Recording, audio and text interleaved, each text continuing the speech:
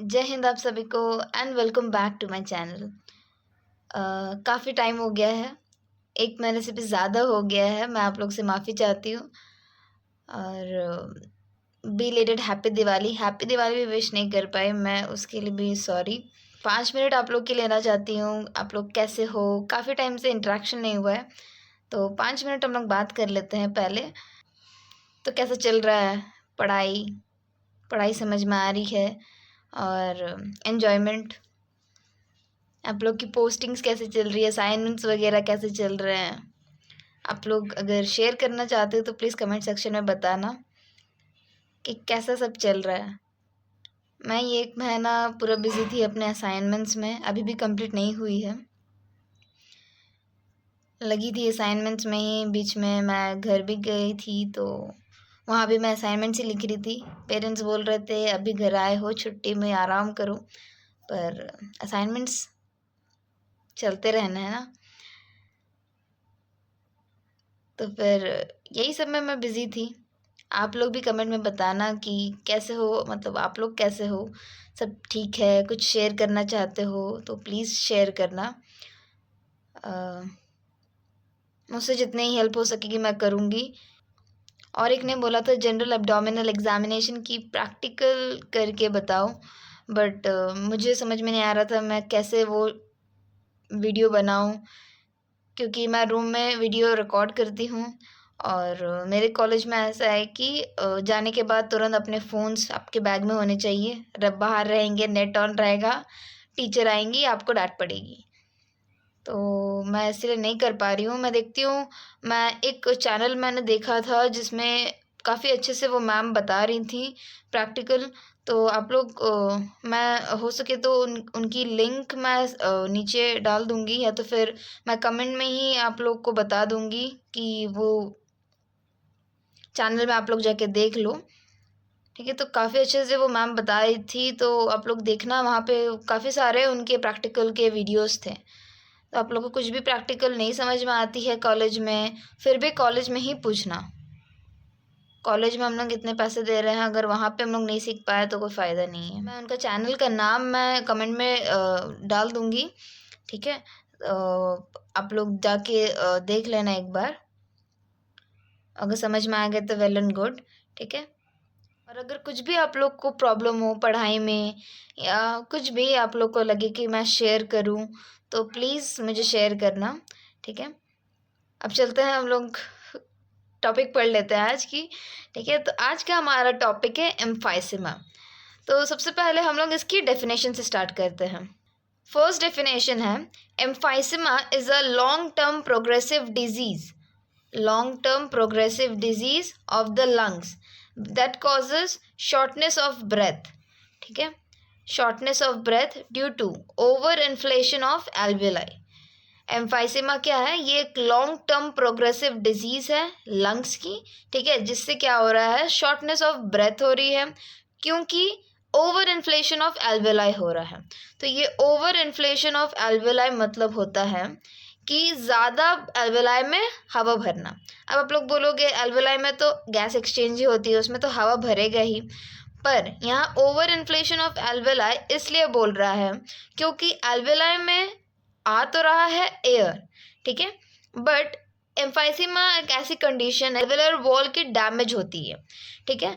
अब ये डैमेज होने के कारण क्या होता है, उसमें एल्वेलाई में बड़े बड़े पॉकेट्स बन जाते हैं। मैं इमेजेस डालूंगी, आप लोग देखना स्क्रीन पर, आप लोग को बेटर समझ में आएगा।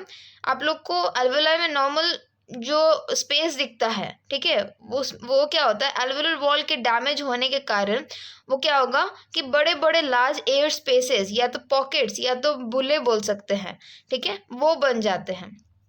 अब ये बन जाने के बाद क्या होता है कि ये बन गए, उसके बाद में जो एल्वेलाई के आसपास हम लोग को पता है कि एल्वेलाई में काफ़ी ज़्यादा कैपिलरीज की सप्लाई होती है, ब्लड सप्लाई काफ़ी ज़्यादा होती है ताकि वो गैस एक्सचेंज अच्छे से हो सके। ठीक है, नॉर्मल मैकेनिज्म जो आता है कि एयर इनहेल हम लोग कर रहे हैं, ऑक्सीजन फिर अल्वेलाई से ब्लड में जा रहा है, ब्लड से CO2 आ रहा है अल्वेलाई में, फिर वो एक्सेल होने के लिए जाता है। ठीक है, तो ये वाले मैकेनिज्म में एम्फाइसेमा कंडीशन में क्या होता है कि अल्वेलाई में एयर आता है। ठीक है, इसमें जो बड़े बड़े पॉकेट्स मैंने बताया कि बन जाते हैं। ठीक है, वो क्या करते हैं अब कि कंप्रेस करने लगते हैं अपने आसपास के कैपिलरीज को, जिससे क्या हो जाती है कि ब्लड सप्लाई अल्वेलाई में कम हो जाती है। अब ब्लड सप्लाई कम हो गई तो क्या होगा कि एक्सचेंज भी सही से नहीं हो पाएगा। तो इससे क्या होता है कि अल्वेलाई में सिर्फ एयर भरते जाता है, गैस एक्सचेंज सही से नहीं हो पाता, जिससे पेशेंट्स को क्या होता है, तकलीफ होती है। तो क्या होगा, शॉर्टनेस ऑफ ब्रेथ होगा। ठीक है, तो सिंपल आपको एम्फाइसेमा ये समझना है कि इसमें अल्वेलाई का डैमेज हो रहा है। ठीक है, अल्वेलाई डैमेज हो रहा है जिससे गैसियस एक्सचेंज नहीं हो पा रही है, उससे फिर पेशेंट्स को शॉर्टनेस ऑफ ब्रेथ होता है।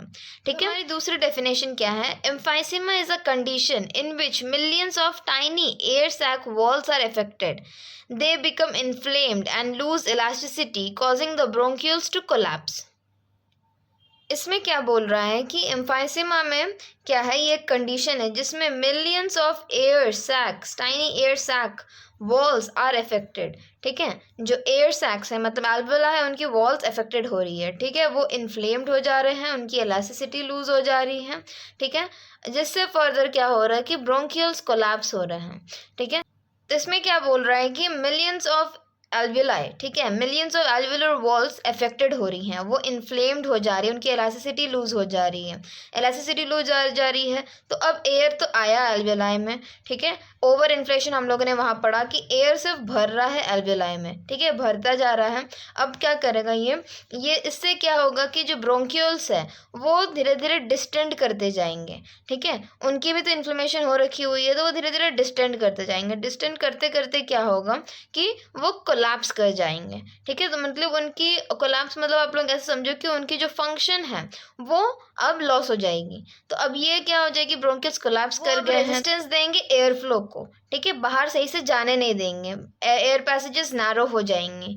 ठीक है, तो इन दोनों का मतलब यही है कि मैं समरी में आप लोगों को बताती हूँ कि एम्फाइसेमा क्या है, ये क्रॉनिक कंडीशन है लंग्स की। ठीक है, जिसमें क्या हो रहा है कि एल्वेलाई के जो वॉल्स है वो धीरे धीरे करके डैमेज हो रहे हैं। तो उनका क्या हो रहा है, इन्फ्लेमेशन स्टार्ट हो गया, इलास्टिसिटी धीरे धीरे लूज हो गई है। ठीक है, और उनके जो वॉल्स है वो अब टूट के ना बड़े बड़े एकदम बड़े बड़े पॉकेट्स बना लिए हैं एल्वेलाई में। ठीक है, जिससे क्या हो गया है, सरफेस एरिया कम हो गया है एक्सचेंज के लिए। ये बड़े बड़े पॉकेट्स अब जो कैपिलरीज है हवा भरते जा रही है। ठीक है, एल्वेलाई में हवा आ रही है, हवा भरते जा रहा है।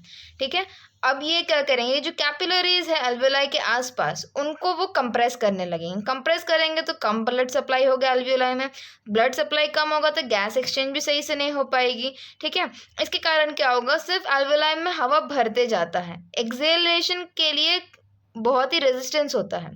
ठीक है, तो ये कंडीशन हो जाती है एम्फाइसेमा। याद रखना कि इसमें एल्वेलाई का डैमेज होता है।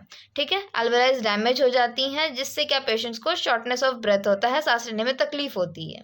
अब इसमें क्या है कि यहाँ मैंने एक नोट करके क्या लिखा है, emphysema frequently occurs together with chronic bronchitis and together these two diseases are called chronic obstructive pulmonary disease या फिर आप यहाँ पे डिसऑर्डर बोल सकते हो। ठीक है, एम्फाइसेमा ये हम लोग आगे पढ़ेंगे, COPD chronic obstructive pulmonary disorder.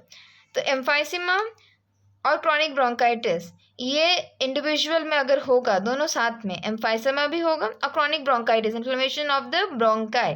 ठीक है, तो ये दोनों कंडीशन अगर इंडिविजुअल में हो रही है, ठीक है, तो उसको हम लोग क्या बोलेंगे, क्रॉनिक ऑब्स्ट्रक्टिव पल्मोनरी डिसऑर्डर बोलेंगे। ये COPD कंडीशन मैं आप लोग को आगे पढ़ाऊंगी आगे क्लासेस में। ठीक है, तो ये वाला भी आप लोग याद रखना, आपको आगे जब मैं पढ़ाऊंगी तो आप लोग को याद आएगा कि हाँ COPD क्या है, ये एम्फाइसेमा और क्रॉनिक ब्रोंकाइटिस दोनों कंडीशन जब इंडिविजुअल में होती है उसको हम लोग COPD कहते हैं। ठीक है, आगे हम लोग देखते हैं कि एम्फाइसेमा की कॉजेस और रिस्क फैक्टर्स क्या क्या हैं। इसके सबसे पहला कॉज है स्मोकिंग। ठीक है, smoking one of the types of emphysema में काफ़ी ज़्यादा प्रोमिनेंट रोल प्ले करती है, ठीक है। तो स्मोकिंग आप लोग इसमें मस्ट याद रखना। देन इनहेलिंग टॉक्सिन्स और इरिटेंट्स, ठीक है। देन अल्फा 1 एंटीट्रिप्सिन डेफिशिएंसी, इसके डेफिशिएंसी से भी होता है, तो ये भी one of the types of emphysema में हम लोग देखेंगे कि ये कैसा वो लीड कर रहा है कंडीशन, ठीक है। तो ये अल्फा 1 एंटीट्रिप्सिन क्या है? अल्फा 1 एंटीट्रिप्सिन एक प्रोटीन है जो लीवर प्रोड्यूस करता है, ठीक है, और वो लंग्स को प्रोटेक्ट करता है न्यूट्रोफिल इलास्टेस से, ठीक है। ये न्यूट्रोफिल इलास्टेस रिलीज करती है WBCs, ठीक है। ये ना लंग्स को डैमेज करती है, और ये अल्फा 1 एंटीट्रिप्सिन क्या करता है, उससे लंग्स को प्रोटेक्ट करता है। आता है फैमिली हिस्ट्री, ठीक है। देन आता है exposure to pollutants at work, जैसे कि केमिकल्स हो गया, फ्यूम्स हो गए या डस्ट हो गई, ठीक है। देन आता है फ्रीक्वेंट लोअर रेस्पिरेटरी इन्फेक्शंस होना, ठीक है। एक्सपोजर टू पोल्यूशन होना, एज, ठीक है, 50 और ओल्डर, ठीक है। तो ये कुछ कॉजेज और रिस्क फैक्टर्स है एम्फाइसेमा के। टाइप्स ऑफ एम्फाइसेमा में जाने से पहले हम लोग पहले नॉर्मल ये एनाटॉमी हम लोग थोड़े देख लेते हैं। टर्मिनल ब्रोंकियल, ठीक है। टर्मिनल ब्रोंकियल के ऊपर में हम लोग पता है कि ट्रैकिया डिवाइड होता है राइट लेफ्ट ब्रोंकाई में, वो फर्दर फिर डिवाइड होता है प्राइमरी, सेकेंडरी, टर्शियरी ब्रोंकाई, ठीक है। कितने फिर डिविजन्स होते हैं उसमें। उसके बाद आता है टर्मिनल ब्रोंकियल। टर्मिनल ब्रोंकियल के बाद में रेस्पिरेटरी ब्रोंकियल, फिर एल्वियुलर डक्ट हो गया ये, फिर एल्वियुलर सैक ये हो गया, ठीक है। ये हो गई नॉर्मल एनाटॉमी जो टाइप एम्फाइसेमा में काम आएगी हमारी, ठीक है। तो सबसे पहले हम लोग इसमें टाइप पढ़ेंगे सेंट्री एसिनर। सेंट्री एसिनर क्या है? सेंट्री एसिनर में आप देख सकते हो कि इसमें आपकी रेस्पिरेटरी ब्रोंकियल्स इन्वॉल्व है, ठीक है, सिर्फ रेस्पिरेटरी ब्रोंकियल्स, उसको हम लोग बोलेंगे सेंट्री एसिनर एम्फाइसेमा, ठीक है। सेंट्री एसिनर एम्फाइसेमा में किसको हम लोग बोलेंगे? जिसमें सिर्फ आपकी रेस्पिरेटरी ब्रोंकियल्स इन्वॉल्व है, ठीक है। इसकी कॉजेज क्या हो जाती है? लॉन्ग टर्म सिगरेट स्मोकिंग, ठीक है। यही एक देखने को मिलती है इसमें, मतलब जो भी पेशेंट्स काफ़ी लंबे समय से सिगरेट स्मोक कर रहे हैं उनमें ये सेंट्री एसिनर एम्फाइसेमा डेवलप होने की चांसेस होती है, ठीक है। देन एयर पोल्यूशन, इसकी कैरेक्टरिस्टिक्स क्या है? Damage to the respiratory bronchials, सिर्फ ये रेस्पिरेटरी ब्रोंकियल्स में ही स्पेसिफिकली रहती है, ठीक है। तो सेंट्री एसिनर क्या है? जो आपकी रेस्पिरेटरी ब्रोंकियल्स को डैमेज कर रही है, ठीक है। ये हो गई सेंट्री एसिनर। अब आता है पैन एसिनर। पैन एसिनर को हम लोग पैन लोब्यूलर एम्फाइसेमा भी बोलते हैं, ठीक है। इसमें आप देख सकते हो इमेज में कि रेस्पिरेटरी ब्रोंकियल्स, एल्वियुलर डक्ट्स, एल्वियुलर सैक्स, ये तीनों इन्वॉल्व हो जा रहे हैं, उनको हम लोग बोलते हैं पैन एसिनर एम्फाइसेमा या पैन लोब्यूलर एम्फाइसेमा, ठीक है। इसकी कॉज क्या हो जाती है? यहाँ पे आप लोग देखो कि अल्फा 1 एंटीट्रिप्सिन डेफिशिएंसी के कारण ये होती है, ठीक है। Most prominently alpha 1 antitrypsin deficiency ही लीड करता है पैन एसिनर एम्फाइसेमा, ठीक है, या फिर जेनेटिक कोई डिसऑर्डर्स होने से। इसकी कैरेक्टरिस्टिक्स क्या होती है कि damage to respiratory bronchioles, alveolar ducts और एल्वियुलाई, ठीक है। तो ये हो जाती है पैन एसिनर एम्फाइसेमा। अब हमारा थर्ड है पैरासेप्टल एम्फाइसेमा या डिस्टल एसिनर एम्फाइसेमा, ठीक है। तो इसमें डिस्टल इसलिए बोल रहा है क्योंकि एल्वियुलर डक्ट्स और एल्वियुलर सैक्स इसमें सिर्फ इन्वॉल्व होते हैं, ठीक है, इसीलिए उसको हम लोग डिस्टल एसिनर एम्फाइसेमा बोल रहे हैं, ठीक है। इसकी कॉजेज क्या हो जाती है? एजिंग या फिर स्मोकिंग, ठीक है। तो ये हो जाती है पैरासेप्टल एम्फाइसेमा। इसकी कैरेक्टरिस्टिक्स आप लोग यहाँ लिखना, एल्वियुलर डक्ट्स एंड एल्वियुलर सैक्स, ठीक है। तो ये हो जाती है इसकी कैरेक्टरिस्टिक्स। अब देखते हैं चौथा कि इर्रेगुलर एम्फाइसेमा। इर्रेगुलर एम्फाइसेमा क्या है? इसमें क्या होता है कि ये कहीं भी आपकी जो रेस्पिरेटरी यूनिट होती है, रेस्पिरेटरी ब्रोंकियोल, एल्वियुलर डक्ट्स और एल्वियुलर सैक, ये रेस्पिरेटरी यूनिट होती है, ठीक है। यहाँ पे कहीं भी ये इर्रेगुलर एम्फाइसेमा हो सकता है। जैसे यहाँ पे यूनिफॉर्म था, सेंट्री एसिनर में हम लोगों ने देखा रेस्पिरेटरी ब्रोंकियल्स इन्वॉल्व है, पैन एसिनर में हम लोग देखा रेस्पिरेटरी ब्रोंकियल्स, एल्वियुलर डक्ट्स और एल्वियुलर सैक इन्वॉल्व है। पैरासेप्टल एम्फाइसेमा हम लोगों ने देखा कि एल्वियुलर डक्ट्स और एल्वियुलर सैक्स इन्वॉल्व है, बट इसमें इर्रेगुलर में कहीं भी हो सकता है। या तो फिर ये रेस्पिरेटरी ब्रोंकियल्स और एल्वियुलर डक्ट्स में हो रहा है, या फिर एल्वियुलर सैक्स में हो रहा है, या फिर एल्वियुलर सैक्स रेस्पिरेटरी ब्रोंकियल्स में हो रहा है, या फिर एल्वियुलर डक्ट्स और एल्वियुलर सैक्स में हो रहा है, ठीक है। कॉम्बिनेशन आप लोग बना सकते हो कि भाई यहाँ पे हो रहा होगा, ठीक है। इर्रेगुलर कहीं भी यूनिफॉर्म नहीं है, ये कहीं भी हो सकता है, ठीक है, इसलिए इसको इर्रेगुलर एम्फाइसेमा कहा गया है, ठीक है। तो ये याद रहेगा आप लोग को। ये डायग्राम के थ्रू मैं ट्राई किया है कि आप लोग को समझा सकूं कि कैसे कहाँ पे हो रहा है। सेंट्री एसिनर रेस्पिरेटरी ब्रोंकियल्स में, panacinar respiratory bronchioles, alveolar ducts, alveolar sac में, पैरासेप्टल एम्फाइसीमा कहाँ पे, एल्वियोलर डक्ट्स और एल्वियोलर सैक में, और इर्रेगुलर एम्फाइसीमा कहीं भी हो सकता है। ये डायग्राम अच्छे से नहीं बना पाई हूँ मैं, पर आप लोग समझ गए ना कि इर्रेगुलर से आप लोग वर्ड से समझ सकते हैं कि इर्रेगुलर कहीं भी हो सकता है, ये तीनों जगह में से कहीं भी ये हो सकता है। ठीक है, तो ये हो गई है टाइप्स ऑफ एम्फाइसीमा। अब आते हैं इसकी पैथोफिजियोलॉजी में। तो सबसे पहला है इसके पैथोफिजियोलॉजी में दो चीज़ें हैं, स्मोकिंग भी है और इनहेरिटेड अल्फा-1 एंटीट्रिप्सिन डेफिशिएंसी भी है। ठीक है, तो ये दोनों हम लोग साइमल्टेनियसली देखेंगे। तो सबसे पहला है स्मोकिंग के कारण क्या हो रहा है कि इन्फ्लेमेशन हो रहा है एयरवे एपिथेलियम का। ठीक है, कर रहे हैं लोग, ठीक है, तो क्या होगा, उनका इन्फ्लेमेशन हो गया एयरवे एपिथेलियम का। ठीक है, फिर इन्फिल्ट्रेशन होगा inflammatory cells and release of cytokines. हम लोग पता है इन्फ्लेमेशन होगा तो इन्फ्लेमेटरी सेल्स आती हैं, रिलीज करेंगे साइटोकाइंस। ठीक है, ये हो गया। अब अगर इंडिविजुअल में अल्फा-1 एंटीट्रिप्सिन की डेफिशिएंसी होती है तो मैंने बोला कि ये प्रोटेक्ट करता है ये न्यूट्रोफिल इलास्टेज से। ठीक है, इससे लंग्स को जो डैमेज होता है उससे ये प्रोटेक्ट करता है। अब ये डेफिशिएंसी हो गई है तो न्यूट्रोफिल्स और मैक्रोफेजेस क्या करेंगे, रिलीज करेंगे इलास्टेज। ठीक है, अब क्या होगा कि alpha one antitrypsin deficiency leads to failure of elastase inactivation. अब अल्फा-1 एंटीट्रिप्सिन तो इलास्टेज की इनएक्टिवेट नहीं कर पाएगा क्योंकि उसकी डेफिशिएंसी हो गई है। ठीक है, अब ये जो दोनों चीज़ें हैं अलग अलग है ये। ठीक है, अब ये दोनों चीज़ें आगे कुछ कॉमन मैकेनिज्म्स फॉलो करती हैं, जैसे कि सबसे पहला है increase protease activity with breakdown of elastin in connective tissue of lungs. ठीक है, मैं अभी पहले पढ़ दे रही हूँ, आगे फिर मैं आप लोग को इजी में इसको समझा दूंगी। ठीक है, फिर loss of elasticity of the bronchial wall from breakdown of elastin by the elastase, irreversible enlargement of the air spaces distal to the terminal bronchioles, collapse of respiratory bronchioles causing airway obstruction, leads to destruction of the alveolar walls, leads to reduced lung surface area available for the gas exchange। ठीक है, तो इसमें क्या बोल रहा है कि ये जो दोनों चीज़ें हैं, ठीक है, ये हो गई है। अब क्या हो रहा है कि इलास्टिन का ब्रेकडाउन हो रहा है कनेक्टिव टिश्यू में है। ठीक है, इलास्टिन क्या करता है, इसकी प्रॉपर्टी ये है कि ये इलास्टिसिटी प्रोवाइड करवाता है। ठीक है, टिश्यूज़ को, लंग टिश्यू को ये इलास्टिसिटी प्रोवाइड करवाता है। ठीक है, और इसको मेंटेन करता है प्रोटीएज। ठीक है, इलास्टिन को मेंटेन कौन करता है, प्रोटीएज, और इलास्टिन को ब्रेक डाउन करता है इलास्टेज। ठीक है, इतना समझ आया। इलास्टिन की प्रॉपर्टी क्या है, ये इलास्टिसिटी प्रोवाइड करवाता है लंग टिश्यू को। ठीक है, इलास्टिन को मेंटेन करता है प्रोटीएज। ठीक है, इलास्टिन को ब्रेक डाउन करवाता है इलास्टेज। अब मैकेनिज्म समझिए कि क्या हो रहा है, ये दोनों चीज़ें अब लीड क्या कर रही हैं, इलास्टिन का ब्रेकडाउन हो रहा है इलास्टेज के कारण। के कारण क्या होगा कि प्रोटीएज की जो एक्टिविटी है, ठीक है, इसकी जो नॉर्मल एक्टिविटी है इसको मेंटेन करना, बट इसका भी ब्रेकडाउन होने लगा है इलास्टेज के कारण, तो इसकी एक्टिविटी बढ़ जा रही है। ठीक है, अब क्या होगा कि इरिवर्सिबल, मतलब ये कंडीशन ऐसी है ना, रिवर्सिबल नहीं होगी, ठीक नहीं हो पाएगी, इरिवर्सिबल एनलार्जमेंट हो जा रहा है एयर स्पेसेस का। डिस्टल टू टर्मिनल ब्रोंक्यूल्स क्यों बोल रहा है, क्योंकि रेस्पिरेटरी यूनिट इन्वॉल्व हो रही है, सिर्फ आपकी रेस्पिरेटरी ब्रोंक्यूल्स, एल्वियोलर डक्ट्स और एल्वियोलर सैक। तो इरिवर्सिबल एनलार्जमेंट होगा एयर स्पेसेस का, वो लोग धीरे धीरे डिस्टेंड करने लगेंगे। ठीक है, ये हो गया। अब धीरे क्या होगा कि रेस्पिरेटरी ब्रोंक्यूल्स कोलैप्स कर जाएंगे। ठीक है, कोलैप्स करेंगे तो क्या होगा, एयरवे का ऑब्स्ट्रक्शन होगा, एल्वियोलर वॉल्स का डिस्ट्रक्शन होगा, जिससे क्या होगा कि लंग सरफेस रिड्यूस हो जाएगा, गैस एक्सचेंज नहीं हो पाएगा। ठीक है, leading to the condition emphysema. ठीक है, तो अब फिर से मैं एक बार समझाती हूँ, समझिए। स्मोकिंग और हम लोग अल्फा-1 एंटीट्रिप्सिन की डेफिशिएंसी दोनों साथ में लेके चल रहे हैं। स्मोकिंग से क्या होगा कि इन्फ्लेमेशन होगा एयरवे का, इन्फ्लेमेटरी सेल्स रिलीज होंगी।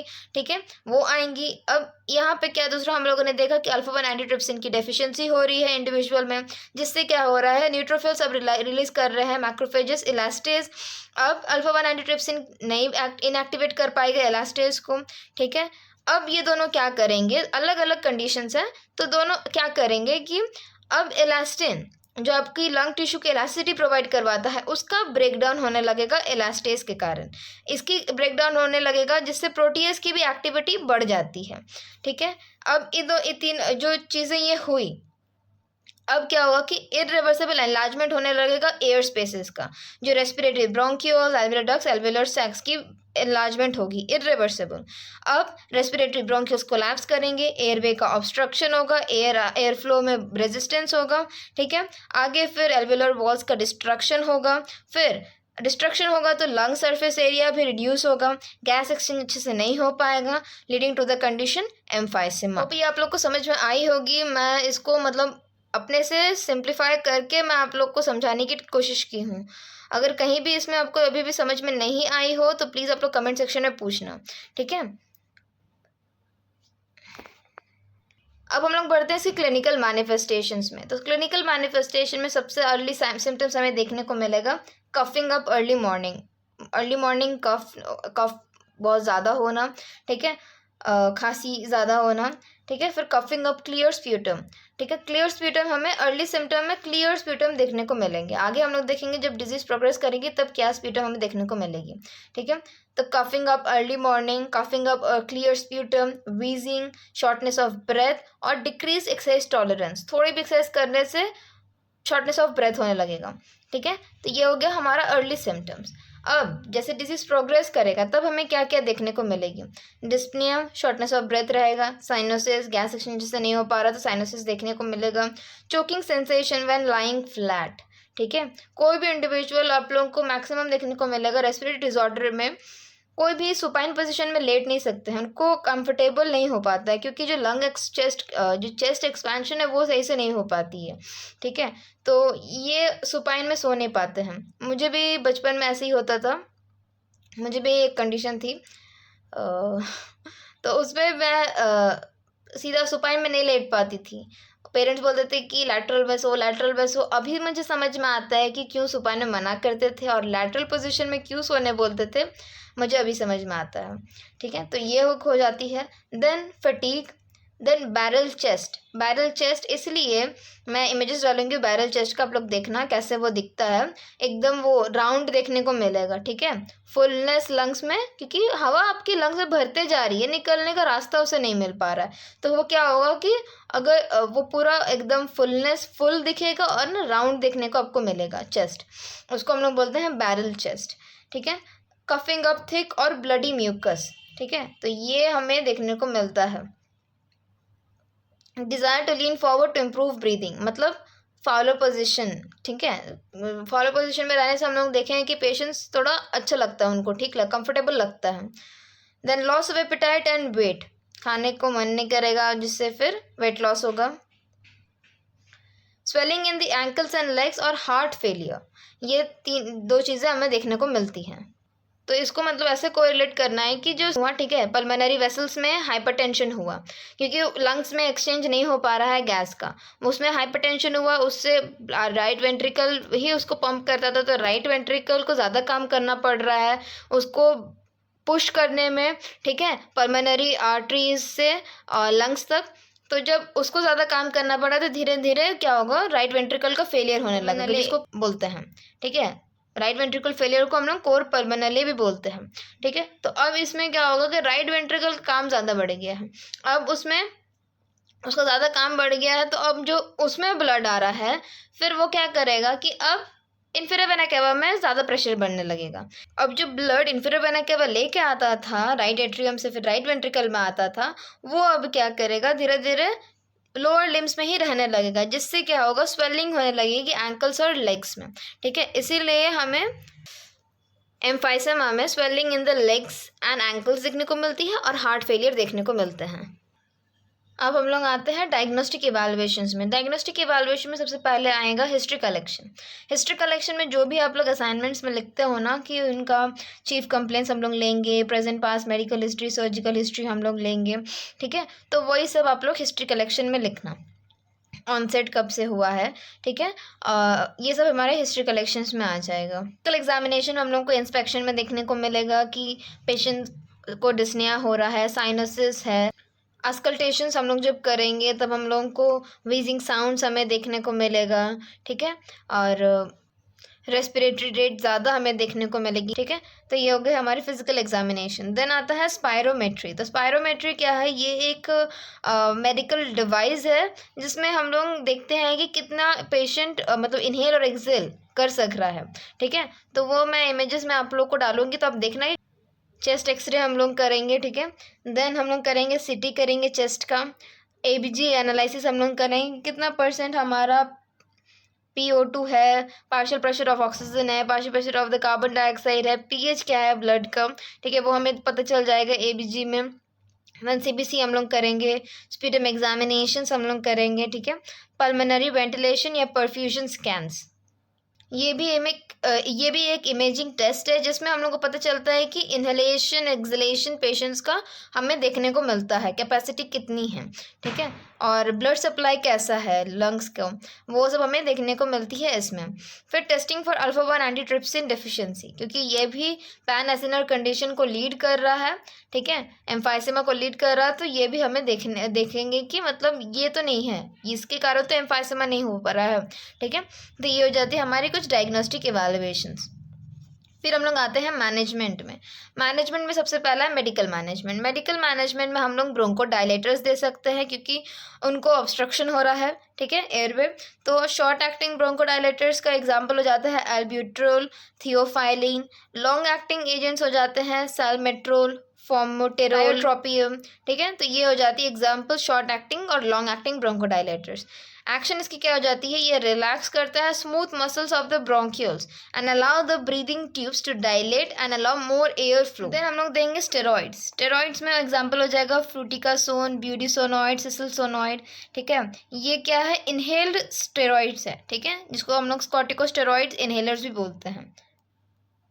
उसके बाद में एंटीबायोटिक जैसे doxycycline, azithromycin, amoxicillin with clavulanic acid, ठीक है, कॉम्बिनेशन में, तो ये हो जाती है एंटीबायोटिक्स। देन आता है सर्जिकल मैनेजमेंट में लंग रिडक्शन सर्जरी है सबसे पहला।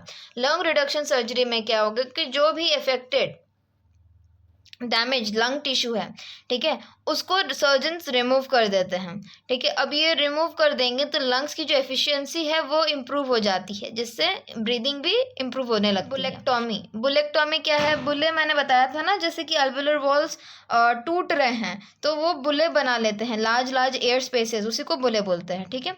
तो बुलेक्टॉमी मतलब उसको हटाते हैं, बुले को हटाते हैं, ठीक है, जिससे क्या हो जाएगा कि ब्रीदिंग इम्प्रूव होगा। सबका अल्टीमेट गोल ये है कि ब्रीदिंग इम्प्रूव करना है, ठीक है। देन आता है लंग ट्रांसप्लांटेशन, आखिरी चॉइस यही रहेगा कि लंग ट्रांसप्लांट करना। देन आते हैं नर्सिंग मैनेजमेंट में क्या क्या कर सकते हैं, assess for the signs and symptoms of hypoxia and hypercapnia. Hypoxia मतलब ऑक्सीजन कम रहना, हाइपरकेपनिया मतलब CO2 का बढ़ना ब्लड में, ठीक है। देन मॉनिटर करेंगे और रिकॉर्ड करेंगे arterial blood gas examine the trend in the increase और decrease in partial pressure of oxygen and partial pressure of the CO2, ठीक है।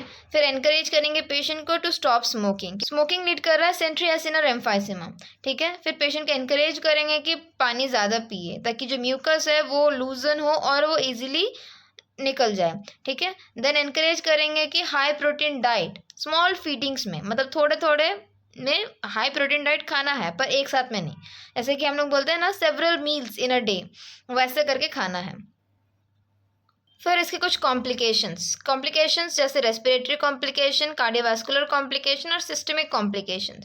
तो रेस्पिरेटरी कॉम्प्लिकेशंस में क्या क्या हो सकता है, रेस्पिरेटरी फेलियर हो सकता है, लंग्स कोलैप्स हो सकते हैं, ठीक है, निमोनिया हो सकता है, क्योंकि निमोनिया इसलिए यहाँ पे बोल रहा है क्योंकि इन्फ्लेमेशन होकर रखा हुआ है एयरवे में, जो म्यूकोसिलियरी क्लियरेंस है वो अफेक्टेड हो गई है।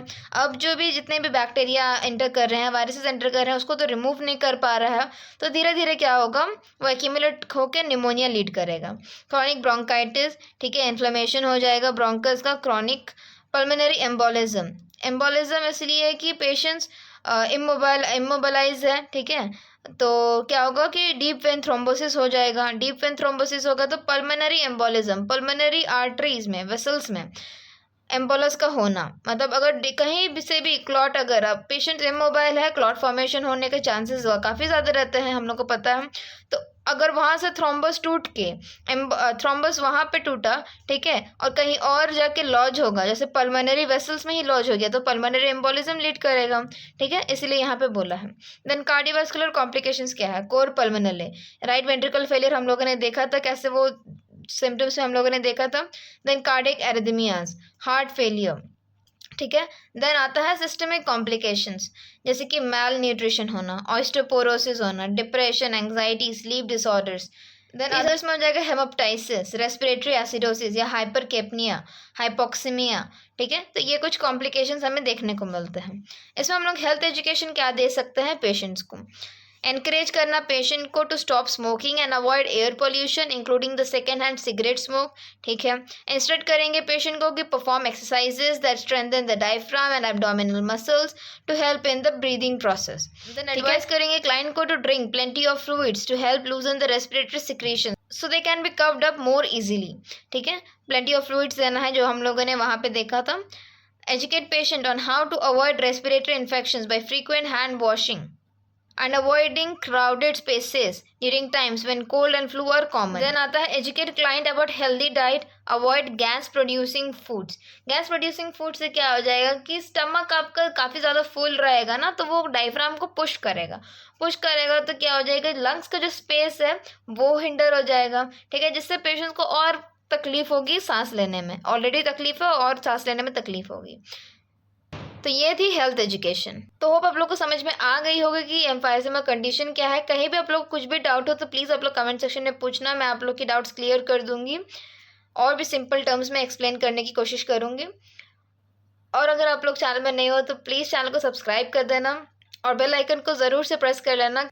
तो मैं फिर मिलती हूँ आप लोग को नेक्स्ट वीडियो में विद नेक्स्ट डिजीज कंडीशन। तब तक के लिए जय हिंद।